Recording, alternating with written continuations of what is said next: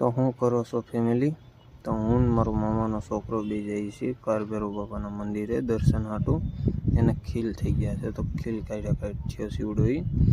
તો કાંક જોઈ શકો છો અડધે સુધી રસ્તે પૂગ્યા છીએ. હજી કે ઊભી રાખ, અહીંયા ઊભું રહેવું છે. તો મેં કીધું હાલ ઊભા. તો મેં કીધું મારે થઈ જાય બ્લોગ બની જાય.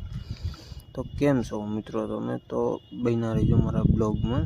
અમે જઈએ છીએ કાળભૈરવ બાપાના મંદિરે.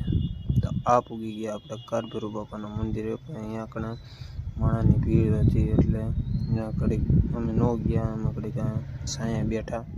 અહીંયા બેસી ગયો. અને આ જોઈ શકો છો અહીંયા કાળભૈરવ બાપાનું મંદિર છે. અને આ ગાડી બધી રાખવાની જગ્યાની એવું છે. આ ગાડી પડી અમારી. આ એ નમૂનો બેઠો મારો મામાનો છોકરો.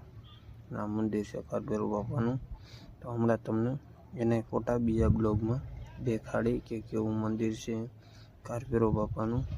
તો બીજા બ્લોગમાં જોઈ લેજો. અને આ આવી ગયા પાછા અમે ઘર કોર જાય છીએ કે ચા પીવી છે તો ઊભી રહી. તો ચા પાવાની ઊભી રાખી મોઢું જોઈ શકો છો લંઘરાઈ ગયું છે. હા, લાઈક સબસ્ક્રાઈબ કરતા રહેજો તમારા ભાઈને.